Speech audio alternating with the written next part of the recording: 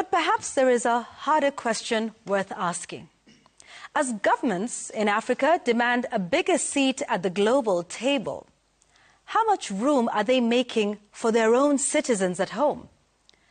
Because representation is not only an international issue, it is also a domestic one. What moral authority does an African government carry onto the global stage when dissent at home is treated with suspicion? Welcome back, ladies and gentlemen, and thank you very much, guys, for your great support. Now, fellow Kenyans, we know very well that yesterday night was Thursday, and of course, Thursdays we normally talk about the news gang, the happenings, what has happened, and of course, people like Yvonne Okwara, Kaikai, Jamila, Bonyo, and Sam Gituko, they normally summarizes everything that has happened during the week.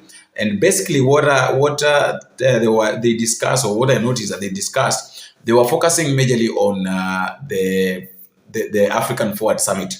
Kaikai talked about it, and they were saying that it was France African Forward Summit. The France is the one that organized it, so they must have started with the name France. We are done with the France Africa Summit, and yes, that is the correct order of the official name, France first. So where next? India-Africa Summit. Yes, that one is coming up later this month. It is a summit's frenzy for African leaders. Every major world power wants a summit with Africa. By casual count there are at least 12 such summits. There is the US Africa, China Africa, and Russia Africa, Korea Africa, and Japan Africa, Saudi Arabia Africa, and Turkey Africa, and Italy Africa, and the AU Arab Africa Summit. The list goes on. You see, Africa is the world's undeclared beautiful bride. It seems to me that everyone, except African leaders, has discovered Africa. And the scramble for Africa makes me curious. What could it be about? Is it the African minerals or African markets? How about the beautiful African coastline? Now, that is a view from outside looking in. What does it look like inside looking out? What do Africans want out of these great talking festivals? If talk or summits could transform Africa, we would be a first world today. But we are not. We remain third world. The reason is simple. No country and no continent can talk its way to progress and prosperity. Secondly, charity begins at home. Africa cannot chase big ideas globally without fixing its internal basics. Global attention alone cannot resolve internal challenges. African countries, especially sub-Saharan nations that include Kenya, suffer a uniform set of internal weaknesses.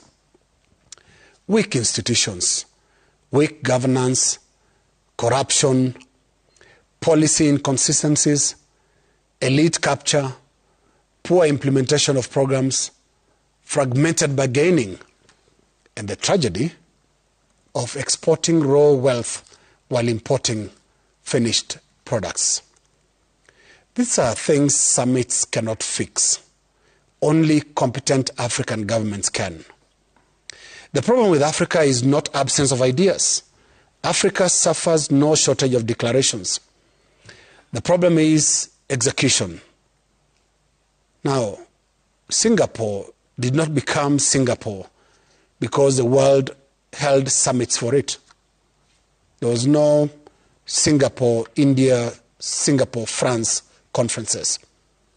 South Korea did not industrialize because global powers issued communiques. China did not rise because foreign leaders applauded it at conferences. Those nations fixed internal systems. They built capable institutions. They enforced discipline. They invested in education. They protected long-term national interests. They converted diplomacy into domestic transformation. And that is Africa's unfinished assignment. Without internal reforms, summit diplomacy is just theater. No continent and no country can conference its way into development. Summits can open doors, summits can attract capital, summits can create partnerships, yes. And yes, they can amplify Africa's voice, but they cannot be substitute for good governance. Africa must first confront the weaknesses within. As a universal African proverb advises, when climbing a tree, one begins from the bottom. That is Macron as the leader. There are several things that they talked about, which I would like you to listen to. And then after that, you will also tell me what you think at the comment section. Actually, this is what I normally say about this team. That if there is somebody who is normally very mad with this team, that maybe sometimes he normally says that if there is something that I can do so that this team doesn't exist, so that this team can be taken out of the picture, then I would do. That is William Ruto. Because what Yvonne Okwara and together with her team, they normally do, is they sit down, they analyze everything that the president is doing, what has happened in the country, and what these leaders are doing. And then you find out that anything they find out, that is exactly what normally happens. And whatever they talk about is the truth. So I want you to listen just from the beginning. Yvonne Okwara, Kaikai, Sam Gituku, Jamila, Bonyo. And then after that, you'll also tell me what you think. Do you really think that this team is doing a very wonderful job that really needs to be recommended? Because I've heard some people saying that this team one day will be either one of them will be killed, either I don't know, but we don't pray for the death of them, because whatever they're doing, it's very much wonderful. And actually, they're making this team of SK Macharia to be recognized that they're doing a very wonderful job. So watch this, and then you'll tell me what you think at the comment section. And also, please don't forget to click the subscribe button.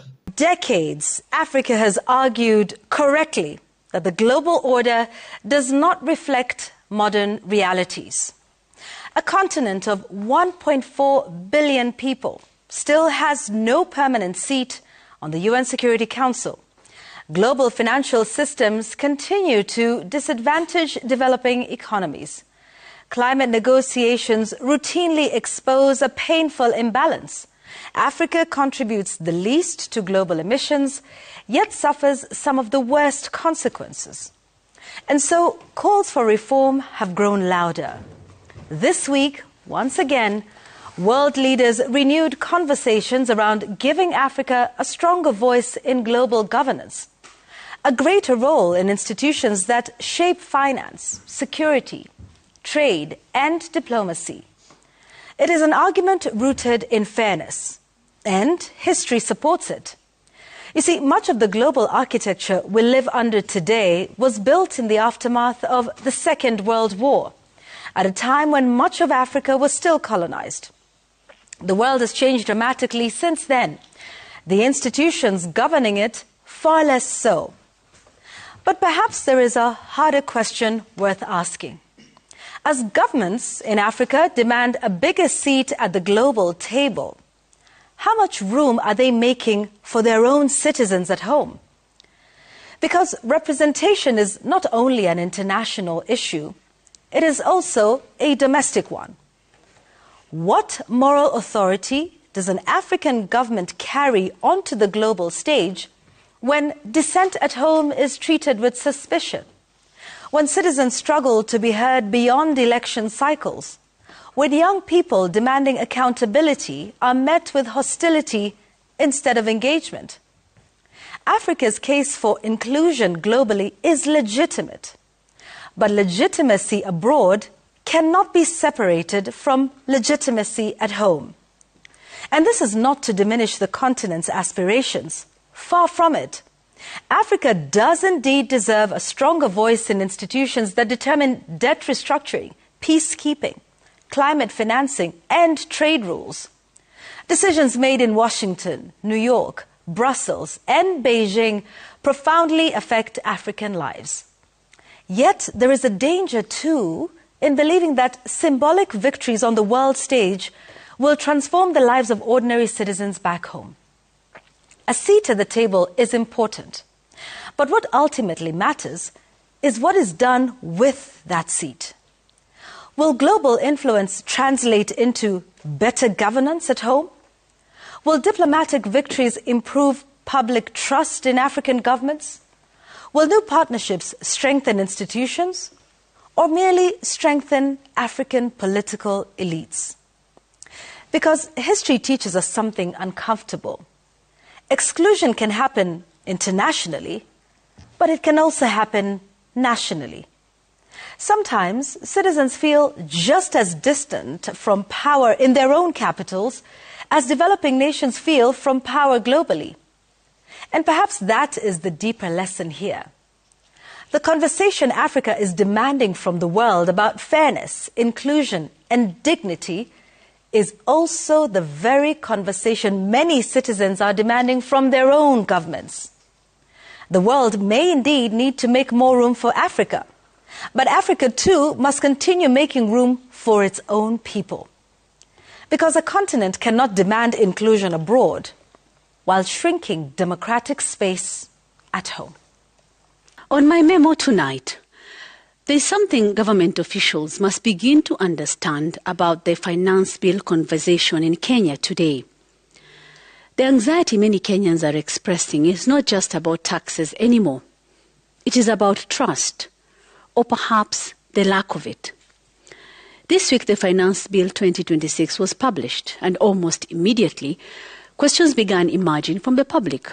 Questions about possible hidden taxes, levies, indirect charges, and the fear of new burdens eventually finding their way into the lives of already strained wananchi. There's a growing disconnect in this country between government budgeting and the actual lived reality of Kenyans. The last 2 years changed this country. The Gen Z protests of 2024 were not just about one finance bill, but about accumulated frustration. And one of the things young Kenyans exposed very clearly was that many painful provisions in that finance bill were either poorly explained, quietly inserted, or only fully understood after public scrutiny. Young people sat down and started reading clause by clause, tax by tax, levy by levy. And suddenly, citizens realized that what had initially been presented as routine fiscal measures would directly affect them negatively. That moment fundamentally changed the relationship between Kenyans and government budgeting. These days, people no longer assume that what is being proposed is harmless. They are searching for what may be hidden between the lines. And honestly, can you blame them? Because many Kenyans are experiencing a country becoming more expensive without life necessarily becoming better. Fuel prices go up, transport costs go up, food prices rise, electricity, school costs, all rising. But the ordinary Mwananchi's income remains almost exactly where it was. Salaries have not risen at the same speed as the cost of survival. Businesses are struggling, young people are unemployed, families are quietly cutting down meals and adjusting lifestyles just to cope. Yet every budget cycle still sounds like a glossy economic presentation at a global investment conference. Big words, GDP, macroeconomic stability, revenue enhancement, fiscal consolidation, growth trajectory. Hey. And meanwhile, wananchi are standing at the kiosk recalculating whether they can afford unga, fuel, or a fare home. Now that is disconnect. Because government budgeting increasingly feels theoretical, aspirational, and academic rather than practical and grounded in lived Kenyan realities. Sometimes it feels like we are budgeting for Singapore while living in Kenya. And that reflects the growing frustration that policy conversations often sound disconnected from the daily pressures citizens are carrying. Government needs to understand that behind every new levy, tax adjustment or increase, there's a human being already trying to survive an expensive economy. And perhaps this is where government communication keeps failing. Instead of beginning with empathy, many explanations begin with instructions. Kenyans are told, you do not understand economics. This is global. This is necessary. This is how modern economies work. But Kenyans are not reacting emotionally because they hate development. They are reacting because they feel cornered, especially when they simultaneously see large government delegations, political and empowerment rallies, luxury spending, and reports of wastage.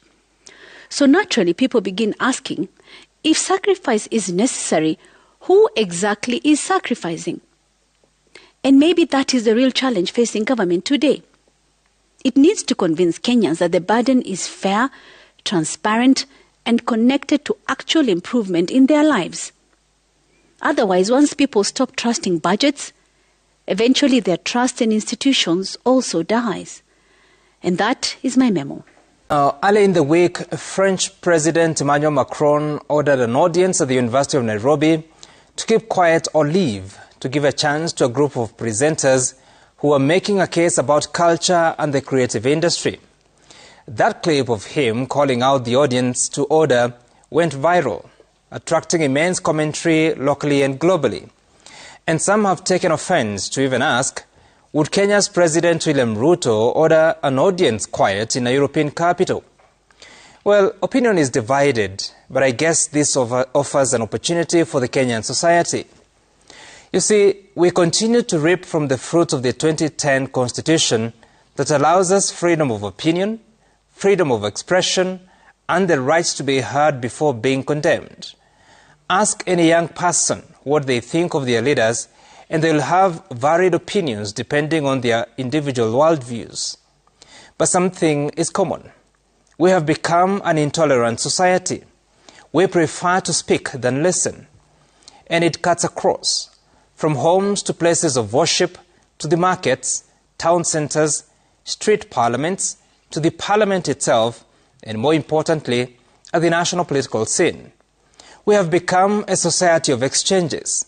We listen keenly, not to understand, but so that we can respond in full detail. And as we respond, we make sure we make it worse than the initial offense.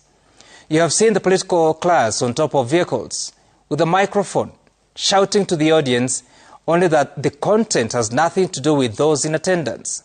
It is usually about another major politician who is far away, who recently said something that the current speaker found offensive.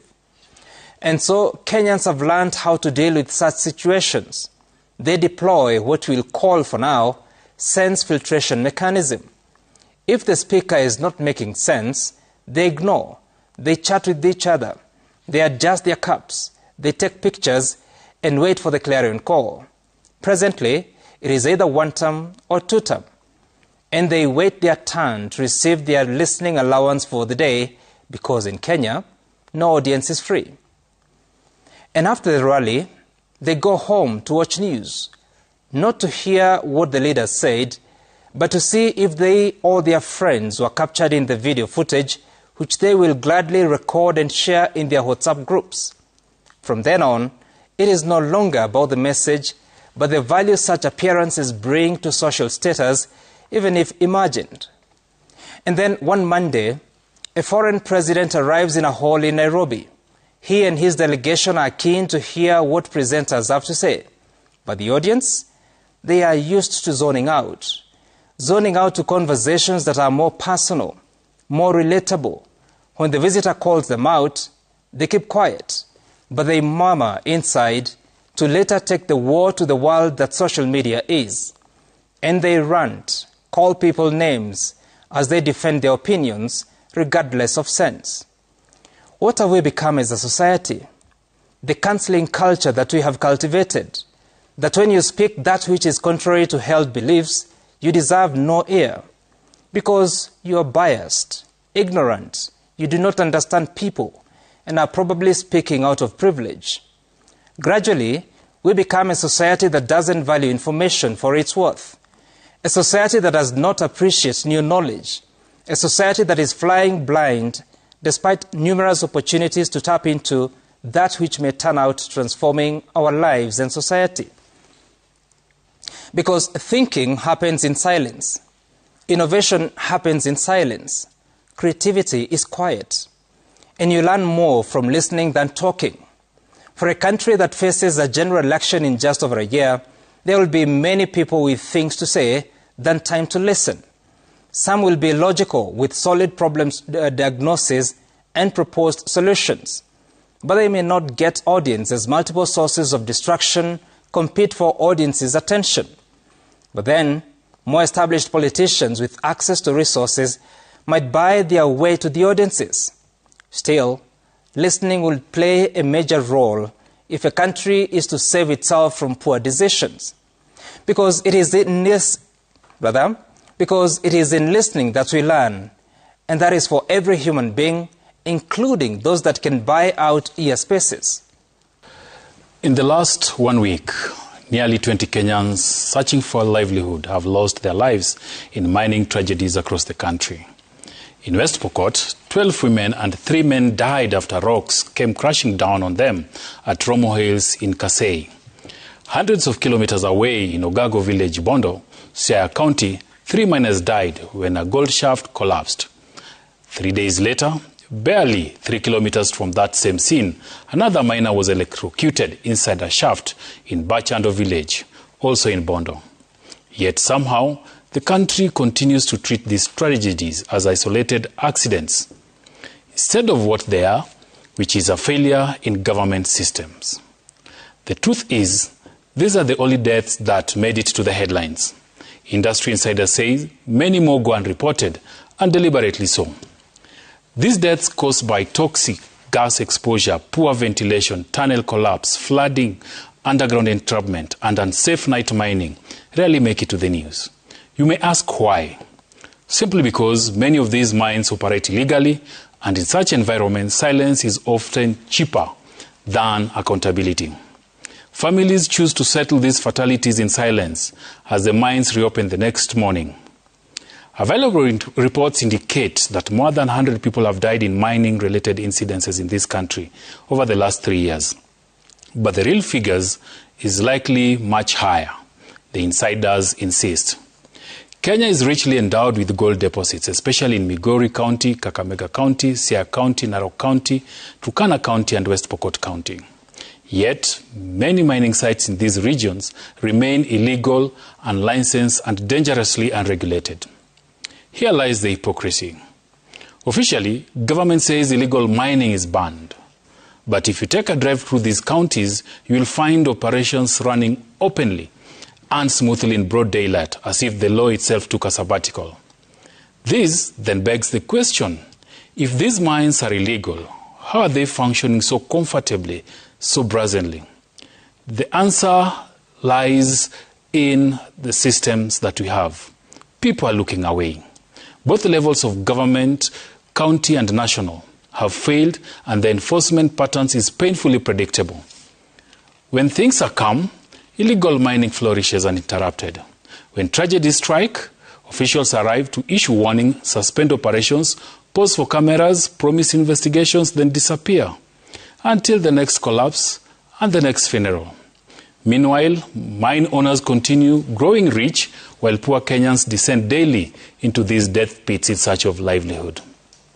For elected leaders, many have gone silent, only appearing to defend rogue miners, cartels, than demanding accountability from them. Others rediscover compassion when television cameras arrive. They cry louder than the bereaved, then vanish once the headlines fade. Such a performance from them.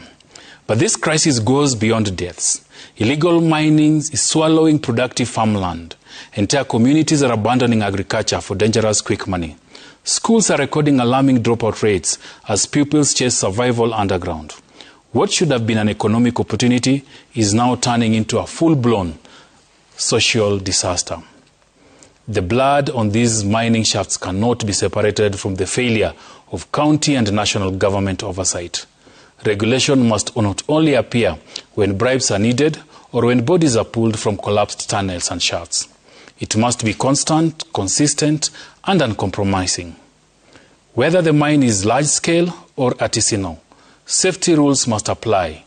Poor Kenyans should not have to make the choice between two options: mine and live by luck, or mine and die to be forgotten. That is my bond tonight. It was equal. Were the deals as many as the hugs? Well, they spoke about many things and said that they have signed agreements. Were they 11 or thereabout? Yeah. Yes. And talking to us about the joint venture to expand the Mombasa port. I think the company that is involved there is CMA CGM, which has a lot of experience in that shipping infrastructure field. A cost of 104 billion shillings. Yeah. You look at the extension of the Nairobi commuter rail, another cost of 12.5 billion shillings. But in totality, you're talking about €1 billion, which converts to about 150 billion shillings, including the investment in the nuclear plant in Siaya.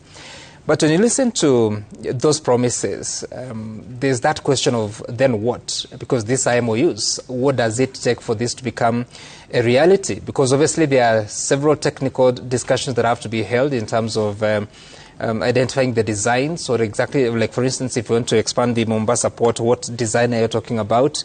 What will it take? Fine, you know, it's a CMA CGM that is going to be constructing, but how is the financing supposed to be done? Is it shared? Is it under the National Infrastructure Fund? Is it a public-private partnership that is going to be followed? So there's so much work that is supposed to be done. I was listening to Piers Singoe Koril last night speaking to Jeff on JK Live, and he's saying that this implementation will take between 3 to 5 years. That's an important statement coming from the Principal Secretary, because then it starts to show you what should we be expecting in the long run. But then again, Yvonne, you'll see that this is not just happening in isolation. There has been a lot of conversation that have been held between Kenya and other countries. If you're talking about US Africa Leadership Summit that was held in 2022 when President Ruto went to visit the US. Of course, it was held and hosted by President Joe Biden that time. We have seen UK Africa Investment Business Forum, which President Uhuru Kenyatta attended in the year 2020. And there are a lot more, whether it's to do with Japan, whether it's China, you know, the forum on the FOCAC that has been going on for a couple of years now. All these aimed at enticing Africa. So every time you sit in those conversations and you have the African heads of state speaking, they're always talking about time has come for us to deal with each other as peer to peer. It's not about aid. It's not about coming to beg. It is about mutual interests. That is something that needs to be defined on exactly what are we exactly speaking about. Because even as you move along those lines, then you have to also sit and reflect what exactly is this relationship. Earlier on data points, we're looking at the volume of trade between the two countries. For the year 2025, you're talking about trade worth 46 billion shillings. Much of it, of course, is in the import sector. We're importing from France about 29 billion shilling worth of goods. For the this other side, we're talking about 16 billion shillings or so. So even as we talk about allowing the French to help us with the extension or expansion of the port, what is France getting out of it? Because, you know, historically, what France was doing in Africa, it was looking for minerals, it was looking for wealth. So they come here. Is it just to help us? Yes, the president of Kenya said that we are not coming for aid. What is France coming for on this other end? What is it that they're getting from us? Because you do not expect a country to be so generous, to be so willing to assist, knowing too well that the global pressures that we experience today are affecting everyone, whether you are in Europe or Africa. So everyone is dealing with youth unemployment, looking for opportunities. If you look at some of the goods that we're importing from France, you're talking about finished goods. It is in the aircraft, it is in the electronics, it is in the pharmaceuticals. But what are we selling ourselves to them? So obviously, France would be clever to look for an expanded market in Kenya. They'll be keen to export their labor to come and do a few things for us. What is Kenya doing? We're exporting much of our goods in raw form. It is the agricultural products. It is the flowers. It is the teas that are semi-processed. It is the coffee that is usually unroasted. Yeah. What are you going to do to ensure that you're able to, whatever dollars or euros we spend to buy goods from France, how much are we getting in return in the name of the exports that we are making to those destinations? Yeah, I'd like... And let's go back to the summit. So we were having these conversations inside, but outside there were protests. And I want us to listen to what those protesters were saying. And it's important to remember that they were not all Kenyan protesters. Yeah. There were also French ones in there, some from West Africa, and 12 of them were arrested and they were released afterwards. So let's listen to one of the protesters, a gentleman called Buka Omole, on French interest in Kenya. If French is interested of genuine partnership with the Nairobi, what has happened in Ouagadougou, what has happened in the Sahel region, we know for a fact that there is no development that has happened in West Africa. I said that they were all not Kenyan protesters. Let's listen to Eric Muriuki, 218, lawyer for the arrested protesters, talking about those who are arrested. Foreign comrades, one from Greece, two from South Korea, one from France, one from the UK, and they are being held incommunicado to this point. They have not been produced before any court. That was the lawyer speaking. But Yvonne, as I hand over to you, remember, other than the reactions from the protests, there's also reaction from the former Deputy President Rigathi Gachagua, who also poured maji yake on this France Africa Summit, asking questions about it now, about how money is being lost or spent, about the Ronimo Summit Road and the billions and being the main reason why Emmanuel Macron was in the country. But yeah, other than the glossy pictures and the hugs and bromance, there were also this criticism that was happening. Feeling and experiencing at a particular point in time. And polls are what they are, and there's been talk about that. But Linus, you know, what are we to make of all of this in a country where elections are usually decided or very clear, maybe 6 months to an election? Is this too early for some to celebrate, too early for others to, think that things are not going their way? Well, when all the presidential aspirants, including the incumbent, when their numbers are lower than that of their body temperature, it just tells you it's still very early. President Ruto is at 24%. Kalonzo Musyoka is at 19%, and Macharia at 14%, and the person that should be happy there is actually Edwin Sifuna, who was not declared, and without saying anything, he's at 10%. Babu Owino is at 2%. Was that the number? Yes, I think yes. It's 2%. But yes, elections in this country since 2002 have been decided very late into the election calendar. In 2002, it was actually decided on the 14th of October 2002. That is about 3 months before March. Yeah, yes. When we went to the polls. No, we went to the polls in December. In December, yeah. But 14th October, when the Kibaki Tosha declaration happened at Uhuru Park, it was no turning back to that end. Now, there is one thing that is forcing politicians to talk the way Sifuna spoke today, and former Deputy President Rigathi Gachagua spoke in Nyeri today, and that is the 50+1 threshold. For one to be declared president, you have to hit 50% plus 1, meaning you have to get a majority of the votes cast. What this has done, and there's another requirement there about that you have to get about 25% in more than half of the counties.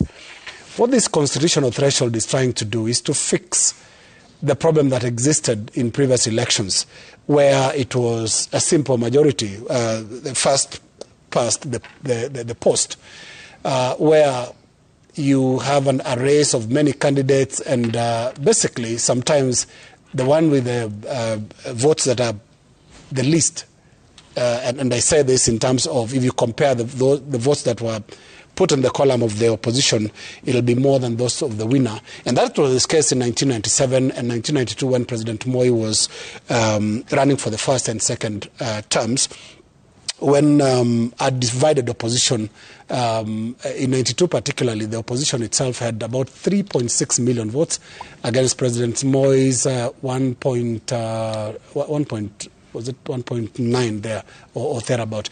He was basically double the votes were in the opposition side. So the Constitution in 2010 fixed this and said future president must actually be one that gets the majority, a clear majority of the votes, and that is why the 50+1 threshold was introduced. Now, when you look at 50+1, President Ruto at 24% is not even halfway there yet. That tells you it's still early in the race. We are going to see a lot of conversations going forward. You've seen in Nyeri, Gachagua and Sifuna kicking up that discussion of let's have one candidate. Because one thing that the opposition can look at today is their numbers. 19 plus 14 plus 10 plus 2 versus 24. In simple math, that is basically a good number for the opposition. But of course, coalition building happens both sides. Yeah. And you see President Ruto already started last year with former Prime Minister, now the late Raila Odinga, to work on this broad-based coalition. And that conversation as to whether broad-based is going to be together with President Ruto is still going on. This is all part of that coalition building and trading that we are going to see in months leading to the election. But overall, it's very, very, very early, and those numbers will change faster than the weather numbers. Absolutely. Yeah. And